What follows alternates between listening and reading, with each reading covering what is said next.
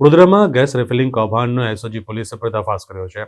રણોલી જીઆઈડીસીની ભારત ગેસ એજન્સીમાં gas refilling કરનાર 10 કર્મચારીની ધરપકડ કરી એસઓજી 166 ગેસના બોટલ સહિત 7 લાખનો મુદ્દામાલ કબજે કર્યો છે. વડોદરા એસઓજી પોલીસે ગેસ રિફિલિંગનું મોટું કૌભાંડ ઝડપી પાડ્યું છે.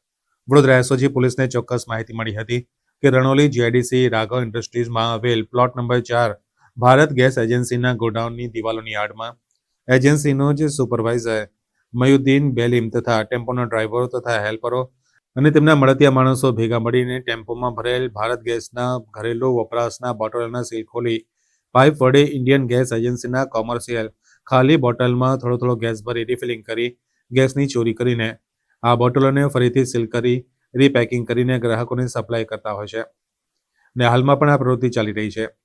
જે ચોક્કસ માહિતીના આધારે એસઓજી પોલીસની ટીમે રેડ કરી હતી, જ્યાં રેડ દરમિયાન શ્રીનાથજી ભારત ગેસ એજન્સીના સંચાલક, સુપરવાઇઝર, ડ્રાઈવર તથા હેલ્પરો રંગે હાથ ગેસ રિફિલિંગ કરતા ઝડપાયા હતા.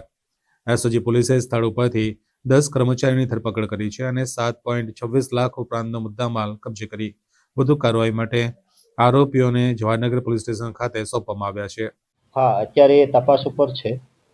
હવે એ તપાસ ડીપમાં કરશે એટલે ખ્યાલ આવશે કે ભાઈ કેટલા ટાઈમથી આ ઇલીગલ પ્રવૃત્તિ ત્યાં થતી હતી. પ્રિમાઇસીસમાં જ થતી હતી? હા, પ્રિમાઇસીસની અંદર જ. અગાઉ પણ કયા ગુનાઓમાં આ એજન્સી છે? ના, એ હજુ સુધી ઓન રેકોર્ડ નથી આવ્યું કે ત્યાં અગાઉ પણ આવો બનાવ બનેલો છે, ઓન રેકોર્ડ નથી. સાહેબ, આ કેટલું ગંભીર પ્રકારનો ગુનો છે, કારણ કે આવી રીતે ગેસ ચોરી કરતા એ વખતે બ્લાસ્ટ થાય ત્યારે પણ કેટલા લોકોના જીવ જઈ શકે. હા, ગંભીર બાબત તો છે જ.